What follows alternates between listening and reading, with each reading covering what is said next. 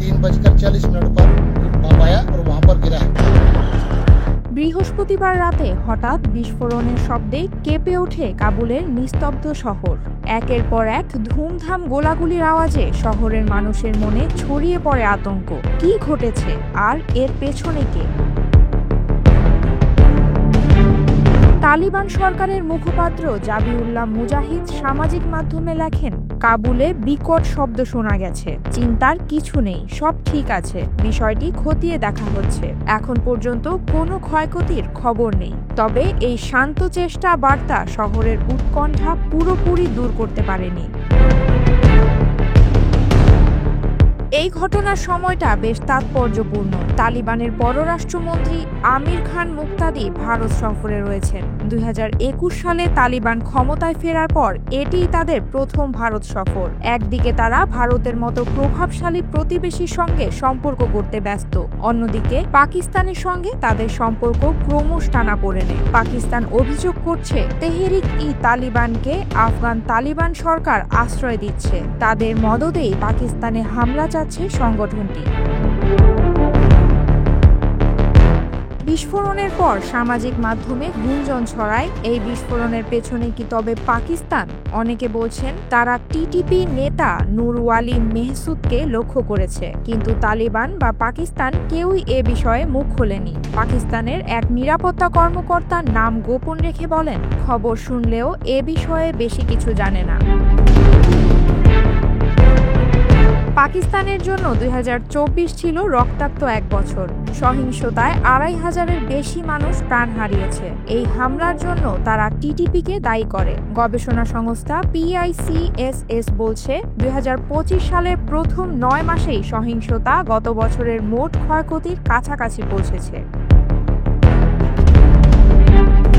পাকিস্তানের প্রধানমন্ত্রী শেহবাজ শরীফও কঠোর হুমকি দেন। গত সেপ্টেম্বরে তিনি বলেন, আফগানিস্তান যদি সন্ত্রাসীদের পাশে দাঁড়ায় তাদের সঙ্গে পাকিস্তানের কোনো সম্পর্ক থাকবে না। প্রতিরক্ষা মন্ত্রী খাজা আসিফ আরও এক ধাপ এগিয়ে বলেন, 60 বছর ধরে পাকিস্তান 60 লাখ আফগান শরণার্থীকে আশ্রয় দিয়েছে, আর এখন রক্ত দিয়ে তার মূল্য দিচ্ছে পাকিস্তানবাসী।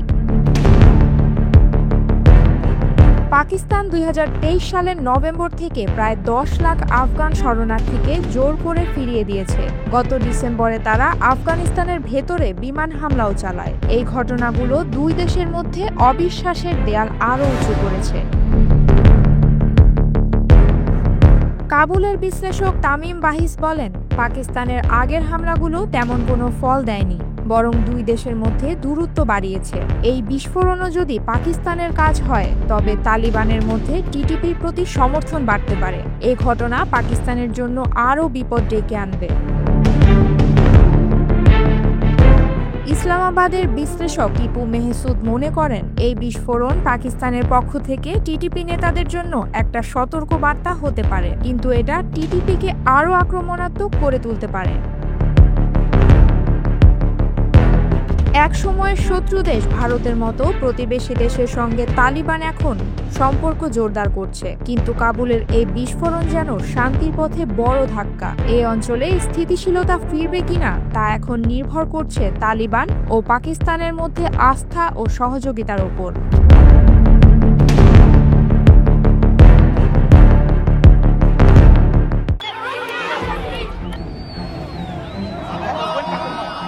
গাজায় যুদ্ধবিরতি চুক্তির পর বিশ্বব্যাপী আলোচনায় এসেছে হামাসের এক অভাবনীয় বক্তব্য।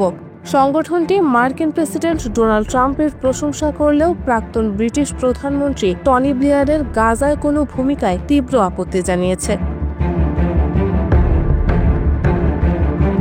হামাসের ঊর্ধ্বতন কর্মকর্তা ডাক্তার বাসেম নাইম স্কাই নিউজের একচেটিয়া সাক্ষাৎকারে বলেছেন, প্রেসিডেন্ট ট্রাম্পের সরাসরি হস্তক্ষেপ ছাড়া যুদ্ধের অবসান সম্ভব হতো না। তিনি ট্রাম্পের ব্যক্তিগত চেষ্টা ও নেতানিয়াহুর ওপর চাপ প্রয়োগের জন্য কৃতজ্ঞতা জানান, কিন্তু একই সাথে তিনি স্পষ্ট করেন যে টনি ব্লেয়ার গাজার ভবিষ্যৎ কোনো ভূমিকায় স্বাগত নন।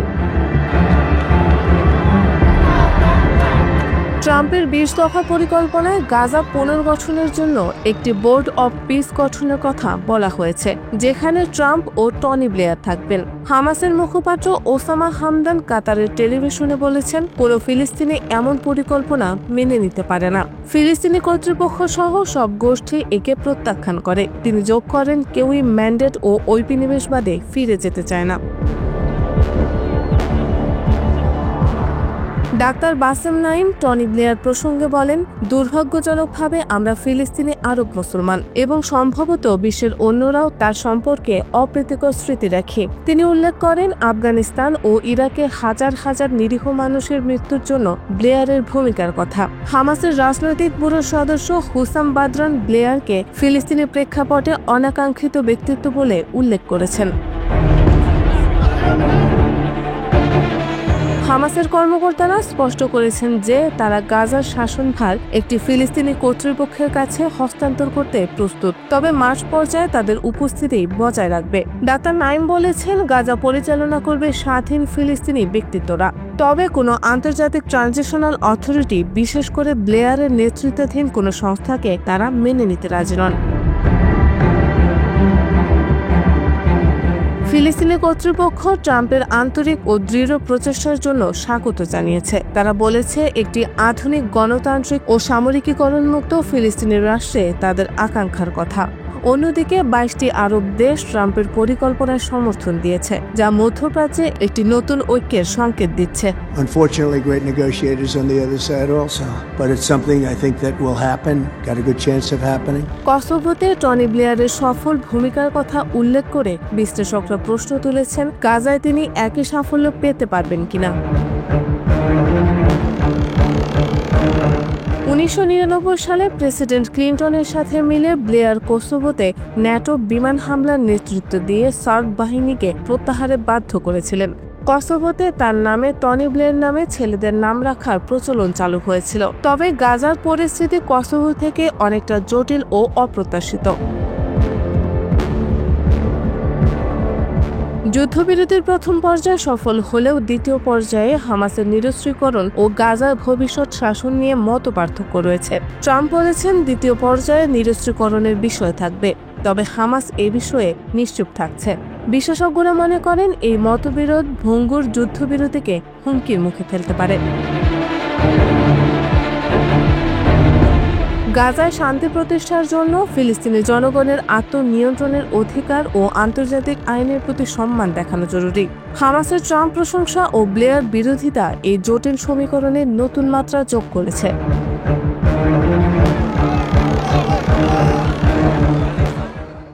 গাজা যুদ্ধ বন্ধের চুক্তির পর এবার নেতানিয়াহুর চেয়ারও নড়চড়ে হয়ে পড়ছে।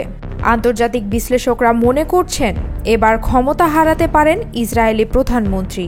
গাজা দখল, ফিলিস্তিনিদের উচ্ছেদ ও সেখানে ইহুদি বসতি স্থাপনের যে স্বপ্ন কট্টর ইসরায়েলিদের, তা এই চুক্তির ফলে ভেঙে যাবে। গাজায় যুদ্ধবিরতিকে মহান দিন হিসেবে বর্ণনা করেছেন ইসরায়েলি প্রধানমন্ত্রী বেনিয়ামিন নেতানিয়াহু। 2 বছর ধরে ফিলিস্তিনি স্বাধীনতাকামী সংগঠন হামাসের বিরুদ্ধে অভিযানের নামে গাজায় চালানো নির্বিচার হামলাকে কূটনৈতিক ও সামরিক বিজয় হিসেবে দেখছেন তিনি।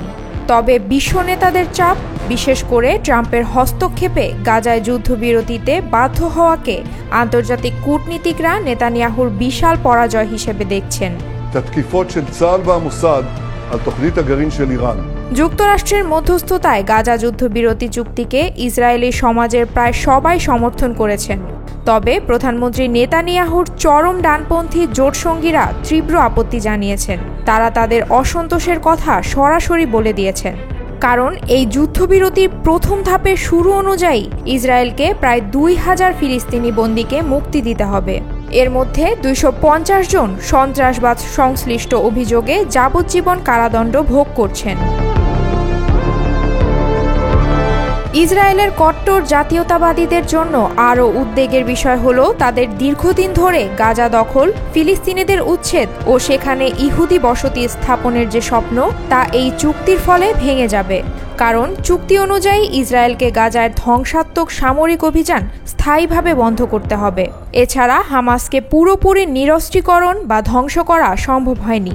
একই সঙ্গে ইসরায়েলকে গাজা দখল না করার অঙ্গীকারও করতে হবে।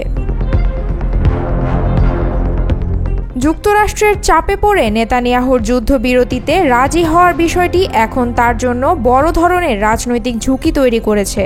এর আগে তার বিরুদ্ধে চরম ডানপন্থী রাজনৈতিক মিত্রদের তুষ্ট রাখতে যুদ্ধ দীর্ঘায়িত করার অভিযোগ উঠেছে।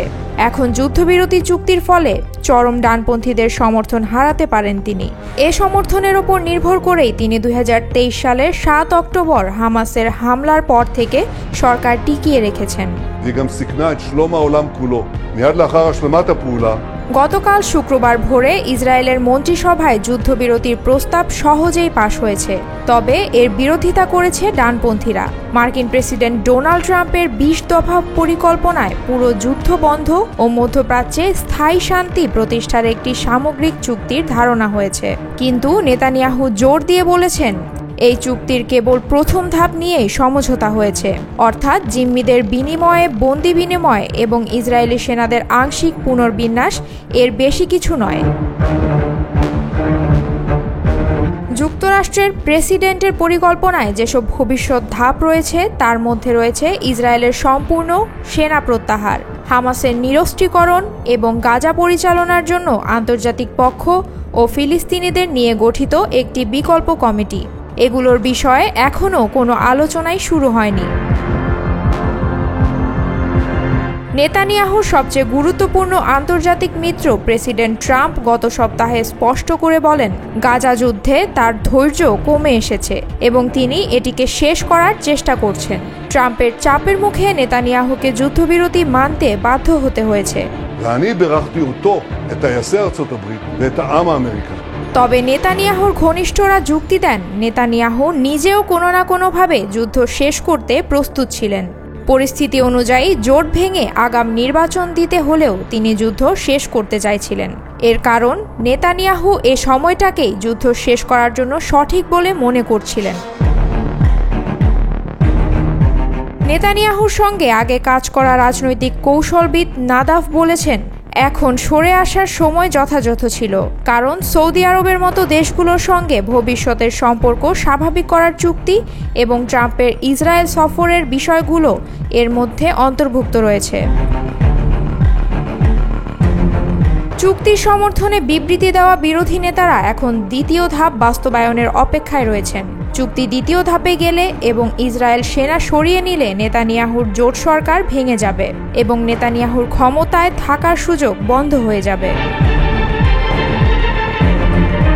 বিরোধী এক নেতা বলছেন, 2026 সালে নির্বাচন অনুষ্ঠিত হওয়ার কথা থাকলেও নেতানিয়াহু এটিকে যতক্ষণ সম্ভব দীর্ঘায়িত করার চেষ্টা করতে পারেন। নেতানিয়াহুর বিরুদ্ধে ইসরায়েলে ক্ষোভ থাকলেও সেখানে এখন ট্রাম্প ব্যাপক জনপ্রিয় হয়ে উঠেছেন। এটি নেতানিয়াহুর জন্য সবচেয়ে ইতিবাচক খবর। ট্রাম্পই নেতানিয়াহুকে জনপ্রিয় নেতা বলে প্রচার করে যাচ্ছেন।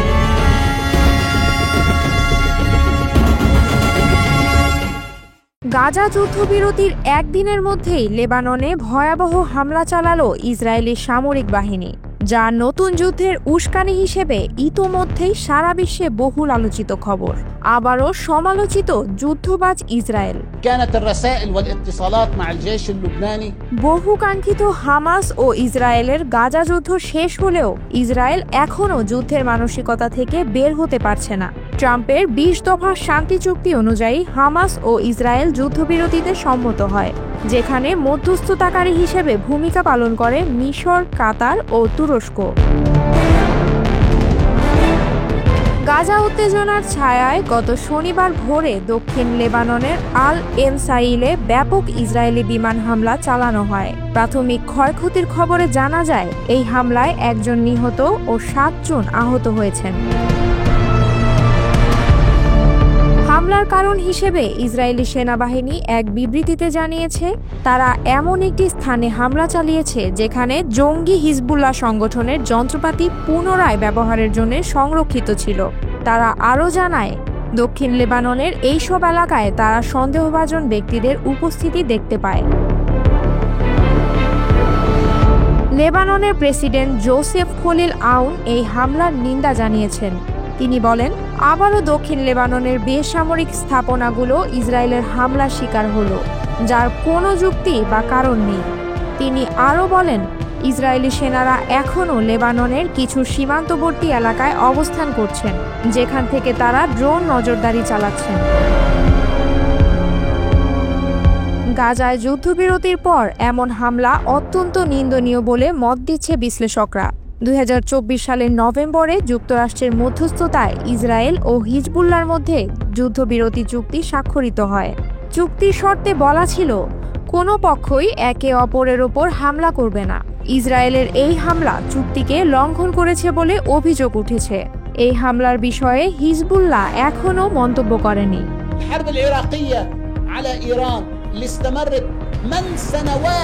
বিশ্ব ব্যাংকের হিসাব অনুযায়ী ইসরায়েল হিজবুল্লাহ যুদ্ধের সময় লেবাননে 4000-এর বেশি মানুষ নিহত হয়, যাদের মধ্যে বেশিরভাগ ছিলেন বেসামরিক নাগরিক। জাতিসংঘের মানবাধিকার প্রধান ভোলকার টর্ক পর্যবেক্ষণ করেছেন, এ পর্যন্ত লেবাননের চুক্তি বাস্তবায়নের পর থেকে 103 জন বেসামরিক নিহত হয়েছে, যার অনেকেই পুনর্বাসনের অপেক্ষায় রয়েছেন। ইসরায়েলি বাহিনী এখনও লেবাননের বিভিন্ন সীমান্ত ফাঁড়িতে অবস্থান করছে।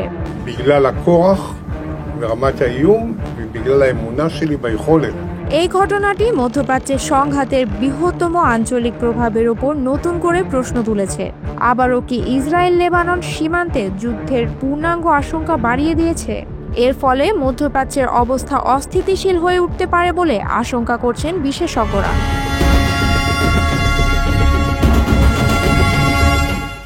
2 বছরের নিরবিচ্ছিন্ন যুদ্ধে গাজায় জন্ম নিয়েছে আধুনিক চিকিৎসা ইতিহাসের সবচেয়ে হৃদয় বিদারক শব্দগুচ্ছ WCNSF, যার অর্থ আহত শিশু পরিবারের কেউ বেঁচে নেই। হাজার হাজার শিশু কেবল পরিবার হারায়নি, হারিয়েছে তাদের পুরো সামাজিক পরিচয় ও নিরাপত্তার আশ্রয়। গাজা স্বাস্থ্য মন্ত্রণালয়ের সর্বশেষ তথ্য অনুযায়ী 58,554 জন শিশু এতিম হয়েছে, যার মধ্যে 17,000 শিশু পিতামাতা দুজনকেই হারিয়েছে। ইউনিসেফ জানিয়েছে যে প্রতি 52 মিনিটে একটি শিশু নিহত হচ্ছে, যা আধুনিক ইতিহাসের সবচেয়ে বড় এতিম সংকট তৈরি করেছে। মোট 20,179 জন শিশু নিহত হয়েছে, যার মধ্যে 1029 জন 1 বছরের নিচে এবং 420 জন যুদ্ধের সময় জন্মগ্রহণ করে মৃত্যুবরণ করেছে। মেডিসিন সেন্স ফ্রন্টিয়ার্সের চিকিৎসকরা জানান যে এমন একটি পরিভাষার প্রয়োজন আগে কখনো পড়েনি। ডাক্তার তানিয়া হাসান বলেছেন, সাধারণত একটি শিশুর পুরো পরিবার হারানো অত্যন্ত বিরল, কিন্তু গাজায় এটি এখন স্বাভাবিক ঘটনা। 3 বছর বয়সী ওয়েসামের মতো অসংখ্য শিশু একা হাসপাতালের বিছানায় শুয়ে মাকে ডাকছে, যিনি আর ফিরে আসবেন না। জাতিসংঘের office for the coordination of humanitarian অ্যাফেয়ার্সের আন্দ্রেয়া ডি ডোমিনিকো জানান, জীবনযাত্রার এই তীব্রতা গাজা সম্প্রদায়ের সামাজিক বন্ধনকে ক্রমাগত ক্ষয় করছে, যেখানে 2 ভাইয়ের মধ্যে একটি ছোলার ক্যানের জন্য বিরোধ হচ্ছে এবং পরিবারগুলো পারস্পরিক সহায়তার নেটওয়ার্ক হারাচ্ছে। সবচেয়ে শক্তিশালীদের নিয়ম এখন একমাত্র নিয়ম হয়ে দাঁড়িয়েছে। ইউনিসেফের তথ্য মতে 1102 জন শিশুর অঙ্গ কেটে ফেলতে হয়েছে। বিশ্ব স্বাস্থ্য সংস্থার প্রতিবেদন অনুযায়ী 42,000 মানুষ জীবনব্যাপী পুনর্বাসন সেবার প্রয়োজন হবে। 12 বছর বয়সী আহমদ আবু হিলাল, যে একসময় ডাক্তার হওয়ার স্বপ্ন দেখত, এখন হাঁটতে সংগ্রাম করে। গাজায় মাত্র 8 জন কৃত্রিম অঙ্গ বিশেষজ্ঞ রয়েছেন, হাজার হাজার অঙ্গ প্রতিস্থাপনের প্রয়োজনীয়তার বিপরীতে। 13 বছর বয়সে রাদে তার বাবা মায়ের মৃত্যু দেখেছে, বাবাকে যুদ্ধের প্রথম দিকে এবং মাকে স্নাইপারের গুলিতে। সে এখন দীর্ঘমেয়াদী উদ্বেগ, দুঃস্বপ্ন ও শারীরিক ব্যথায় ভুগছে। গাজা শিশুদের অঙ্কন তাদের মানসিক আঘাতের গভীরতা প্রকাশ করে, যেখানে তারা বোমা, রক্ত ও মৃত্যুর চিত্র আঁকছে। শিশুরা 5 বছর বয়স থেকে চিকিৎসকদের বলছে তারা মরে যেতে চায়। গাজার 36টি হাসপাতালের মধ্যে মাত্র 14টি আংশিক চালু হয়েছে। সমস্ত এমআরআই যন্ত্র, 17টির মধ্যে 10টি সিটি স্ক্যানার ও 35টির মধ্যে 25টি অক্সিজেন স্টেশন ধ্বংস হয়েছে। হাসপাতালের বিছানায় দখল হার সেপ্টেম্বর 2023-এর 82% থেকে বেড়ে সেপ্টেম্বর 2025-এ 225.5% হয়েছে। 1701 স্বাস্থ্যকর্মী নিহত ও 362 জন ইসরায়েলি আটক রয়েছেন। হাজার হাজার শিশু তাদের নাম বলতে পারে না, তাদের কোনো জন্ম সনদ বা পরিচয়পত্র নেই। অনেক শিশুকে হাসপাতালে অজ্ঞাত নামে চিহ্নিত করা হচ্ছে। ডাক্তাররা তাদের পিঠে যেখানে পাওয়া গেছে সেই স্থানের নাম লিখে দেন, কারণ তাদের আত্মীয় স্বজন খুঁজে পাওয়া যায় না। গাজার যুদ্ধবিরতি কার্যকর হলেও এই অসহায় শিশুদের পুনর্বাসনের জন্য প্রয়োজন দীর্ঘমেয়াদী আন্তর্জাতিক সহায়তা। তাদের শুধু খাদ্য ও নিরাপত্তা নয়, প্রয়োজন আশা এমন একটি ভবিষ্যৎ যেখানে ভয় থাকবে না। এই শিশুরা যেন আবার হাসতে শিখে, সেই দায়বদ্ধতা এখন বিশ্ববাসীর।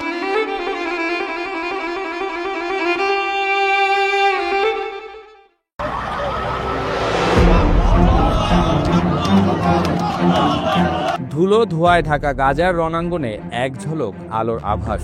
2 বছরের রক্তক্ষয়ী সংঘাতের পর কার্যকর হলো যুদ্ধবিরতির প্রথম পদক্ষেপ। এই ঐতিহাসিক মুহূর্তের পেছনে রয়েছে মার্কিন প্রেসিডেন্ট ডোনাল্ড ট্রাম্পের অক্লান্ত প্রচেষ্টা। এই ঘটনায় অপ্রত্যাশিতভাবে ট্রাম্পের প্রশংসায় পঞ্চমুখ রুশ প্রেসিডেন্ট ভ্লাদিমির পুতিন। দুশানবেতে শুক্রবারের সন্ধ্যায় সিআইএস নেতাদের সম্মেলন শেষে পুতিন সংবাদ সম্মেলনে বলেন, মধ্যপ্রাচ্যে ট্রাম্পের পরিকল্পনা যদি ফল বয়ে আনে তবে তা ইতিহাসের পাতায় স্বর্ণাক্ষরে লেখা হবে। ট্রাম্পের প্রচেষ্টার ভূয়সী প্রশংসাও করেন তিনি। পুতিন আরও বলেন, ট্রাম্প জটিল বিশ্ব সংকট মোচনে নিষ্ঠার সঙ্গে কাজ করছেন। পুতিনের এই কথা বিশ্বের বুকে যেন এক মধুর সুরের জন্ম দিল। গত বুধবার ইসরায়েল ও হামাস গাজা শান্তি পরিকল্পনার প্রথম ধাপে স্বাক্ষর করেছে। এতে যুদ্ধবিরতি, জিম্মি ও বন্দি মুক্তি সহ ইসরায়েলি সেনা প্রত্যাহার অন্তর্ভুক্ত। সামনে আলোচনা হবে গাজার প্রশাসন, হামাসের ভূমিকা এবং পুনর্গঠন নিয়ে। এই খবরে গাজা ও ইসরায়েলে আনন্দের জোয়ার বইছে। পুতিনের কথায় উঠে এলো আলাস্কার গোপন আলোচনার কথা। তিনি বললেন, ট্রাম্পের সঙ্গে রাশিয়া আলোচনা করেছে কিভাবে, কখন এবং কোথায় এই সংঘাত শান্তিপূর্ণভাবে থামানো যায়। এ নিয়ে মিত্রদের সঙ্গেও কথা বলবে রাশিয়া। তিনি জানালেন, আলাস্কা চুক্তির কাঠামোর মধ্যে রাশিয়া ও যুক্তরাষ্ট্র একসঙ্গে কাজ করছে। নোবেল শান্তি পুরস্কার নিয়ে পুতিনের কথায় ফুটে উঠল তার সতর্ক মনোভাব। তিনি বলেন, এই পুরস্কার কখনো কখনো এমন ব্যক্তিদের দেয়া হয় যারা বিশ্বের জন্য তেমন কিছু করেননি। এতে পুরস্কারের মান কমে। ট্রাম্প যোগ্য কিনা সেই বিষয়ে আমি কিছু বলবো না, তবে তিনি জটিল সংকট সমাধানে কঠোর পরিশ্রম করছেন। পুতিন মধ্যপ্রাচ্যের রাশিয়ার ভূমিকা তুলে ধরেন। তিনি বলেন, রাশিয়া ফিলিস্তিন সহ আরব মিত্রদের সঙ্গে গভীর বন্ধুত্ব বজায় রেখেছে। ফিলিস্তিন রাষ্ট্র গঠন, গাজার নিরাপত্তা ও স্থানীয় প্রশাসন তৈরিতে রাশিয়া সহায়তা করতে প্রস্তুত। ইরাকের প্রধানমন্ত্রী ও আরব লীগের সঙ্গে আলোচনার মাধ্যমে রাশিয়া এই প্রক্রিয়ায় সক্রিয় থাকবে বলে ঘোষণা দেন তিনি।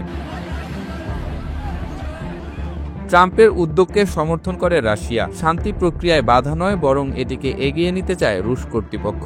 পুতিনের দৃঢ়কণ্ঠে উঠে এলো এক নতুন সম্ভাবনার কথা। শান্তি প্রতিষ্ঠায় রাশিয়া ও যুক্তরাষ্ট্র একযোগে কাজ করার নতুন প্রত্যয়।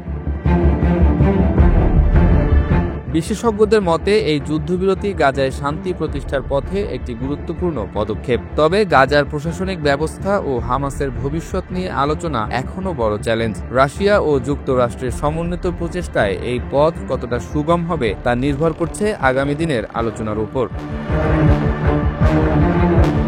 গাজার আকাশ থেকে কি যুদ্ধের মেঘ সরে শান্তির আলো উকি দিচ্ছে? পুতিনের প্রশংসা ও ট্রাম্পের প্রচেষ্টা যেন সেই আশার বীজ ছড়িয়ে দিয়েছে।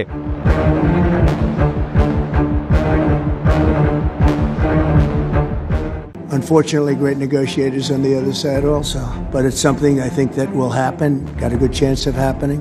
ডোনাল্ড ট্রাম্পের যুদ্ধবিরতি পরিকল্পনার প্রথম পর্যায়ের বাস্তবায়নে রাজি হয়েছে ইসরায়েল ও হামাস। মার্কিন প্রেসিডেন্ট নিজেই এ তথ্য জানিয়েছেন। ইসরায়েলের প্রেসিডেন্ট বেনিয়ামিন নেতানিয়াহু যুদ্ধবিরতির প্রথম পর্যায়ের বাস্তবায়নে এ সমঝোতার প্রশংসা করে বলেছেন, আজ ইসরায়েলের জন্য একটি দারুণ দিন। And this is having a great change in our region. There are opportunities for peace that we intend to realize. We're working together on this. এই সমঝোতায় অনুমোদন দিতে তার সরকারকে রাজি করানোর কথাও বলেছেন নেতানিয়াহু। পরে নেতানিয়াহুর কার্যালয় থেকে এক বিবৃতিতে বলা হয়, মার্কিন প্রেসিডেন্ট ট্রাম্পের সঙ্গে তার এ নিয়ে টেলিফোনে খুবই আবেগঘন ও উষ্ণ কথাবার্তা হয়েছে। ওই ফোনালাপে তারা সব জিম্মির মুক্তি নিশ্চিত করে একটি ঐতিহাসিক চুক্তি অর্জনে সফল হতে পারার জন্য পরস্পরকে অভিনন্দন জানিয়েছেন। বিবৃতিতে আরও বলা হয়, তার সব প্রচেষ্টা ও বৈশ্বিক নেতৃত্বের জন্য প্রেসিডেন্ট ট্রাম্পকে ধন্যবাদ জানিয়েছেন নেতানিয়াহু। আর প্রেসিডেন্ট ট্রাম্প প্রধানমন্ত্রীকে তার দৃঢ় নেতৃত্ব এবং তার গ্রহণ করা নানা পদক্ষেপের জন্য অভিনন্দন জানিয়েছেন। এছাড়া দুজনেই ঘনিষ্ঠ সহযোগিতা অব্যাহত রাখার বিষয়ে একমত হয়েছেন। প্রধানমন্ত্রী নেতানিয়াহু প্রেসিডেন্ট ট্রাম্পকে ইসরায়েলি পার্লামেন্টে ভাষণ দেওয়ার জন্য আমন্ত্রণ জানিয়েছেন বলেও ওই বিবৃতিতে বলা হয়। গাজায় যুদ্ধ বন্ধ ও জিম্মি মুক্তি সংক্রান্ত যুক্তরাষ্ট্রের প্রেসিডেন্ট ডোনাল্ড ট্রাম্পের 20 দফা পরিকল্পনার প্রথম পর্যায়ের বাস্তবায়নে একমত হয়েছে ফিলিস্তিনের স্বাধীনতাকামী সশস্ত্র সংগঠন হামাস ও ইসরায়েল। ট্রাম্প নিজেই এ তথ্য জানিয়েছেন। Peace for the Middle East. It's a beautiful phrase and we hope it's going to come true, but it's very close. গতকাল নিজের ট্রুথ সোশ্যালে দেয়া এক পোস্টে ট্রাম্প লেখেন, আমি অত্যন্ত গর্বের সঙ্গে ঘোষণা করছি যে ইসরায়েল ও হামাস উভয়ই আমাদের শান্তি পরিকল্পনার প্রথম পর্যায়ে সই করেছে। যুক্তরাষ্ট্রের প্রেসিডেন্ট আরও লেখেন, খুব শিগগির সব জিম্মিকে মুক্তি দেয়া হবে। সেই সঙ্গে ইসরায়েল নিজেদের সেনাদের নির্ধারণ করা একটি সীমানায় সরিয়ে আনবে। বলা হয়েছে, হামাস ও ইসরায়েলের মধ্যকার সমঝোতার বিষয়ে মধ্যস্থতাকারী কাতার পরে আরও বিস্তারিত জানাবে। এদিকে ফিলিস্তিনের গাজায় যুদ্ধবিরতির জন্য মিশরে হামাস ও ইসরায়েলের মধ্যে আরও আলোচনা চলছে। যুক্তরাষ্ট্রের প্রেসিডেন্ট ডোনাল্ড ট্রাম্প বলেছেন, আলোচকেরা একটি চূড়ান্ত চুক্তির খুব কাছাকাছি পৌঁছে গেছেন। Beautiful phrase and we hope it's going to come true, but it's very close. But it's something I think that will happen, got a good chance of happening. I may go there sometime toward the end of the week. Trump জানান, চুক্তিতে পৌঁছানো গেলে সেটার ঘোষণা দিতে সপ্তাহান্তে তিনি মিশর সফরে যাবেন। আগামী শনিবার নাগাদ তিনি মিশরের উদ্দেশ্যে যুক্তরাষ্ট্র ছাড়তে পারেন। ওয়াশিংটনের হোয়াইট হাউসে স্থানীয় সময় গতকাল বুধবার একটি অনুষ্ঠানে বক্তব্য দিচ্ছিলেন ট্রাম্প। তখন ওই কক্ষে প্রবেশ করেন যুক্তরাষ্ট্রের পররাষ্ট্রমন্ত্রী মার্কো রুবিও। ট্রাম্পের হাতে মার্কো রুবিও একটি চিরকুট ধরিয়ে দেন। ট্রাম্প চিরকুটটি পড়েন। এরপর ট্রাম্প চিরকুটে কী লেখা রয়েছে সেটা সবাইকে জানান।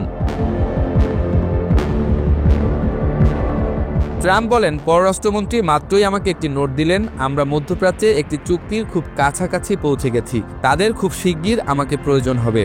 যুক্তরাষ্ট্রের প্রেসিডেন্ট আরও বলেন, মধ্যপ্রাচ্যের কিছু সমস্যা সমাধানের চেষ্টা করার জন্য আমাকে এখনই যেতে হবে।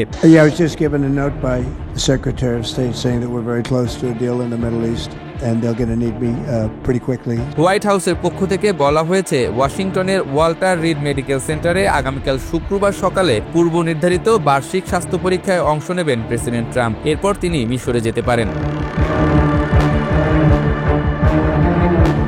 গত মাসে ডোনাল্ড ট্রাম্প গাজা নিয়ে 20 দফা শান্তি পরিকল্পনা ঘোষণা করেন। ইসরায়েল ও হামাস দুই পক্ষই ট্রাম্পের পরিকল্পনায় ইতিবাচক সাড়া দেয়। এর পরিপ্রেক্ষিতে গত সোমবার মিশরের পর্যটন শহর শারম আল শেখে দুই পক্ষের মধ্যে আলোচনা শুরু হয়। 2023 সালের 7 অক্টোবর ইসরায়েলে হামলা চালায় হামাস। এ ঘটনায় 1219 জন নিহত হন, জিম্মি করা হয় 251 জনকে। তাদের মধ্যে 47 জন এখনো জিম্মি। এর মধ্যে 25 জন আর বেঁচে নেই বলে দাবি করেছে ইসরায়েলি বাহিনী। ওই দিন থেকেই গাজায় টানা নৃশংসতা চালিয়ে যাচ্ছে ইসরায়েল। হামাস নিয়ন্ত্রিত গাজার স্বাস্থ্য মন্ত্রণালয়ের তথ্য, গত 2 বছরে ইসরায়েলের হামলায় গাজায় অন্তত 67,173 জন নিহত হন। তাদের মধ্যে শিশুর সংখ্যা 20,179।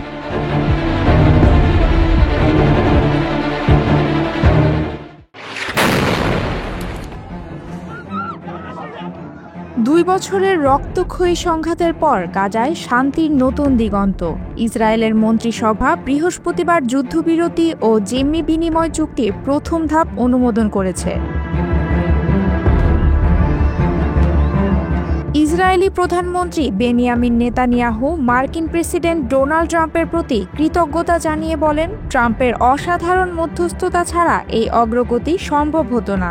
মন্ত্রিসভার বৈঠকে মার্কিন বিশেষ দূত স্টিভ উইটকফ ও ট্রাম্পের উপদেষ্টা জ্যারেড কুশনারও উপস্থিত ছিলেন।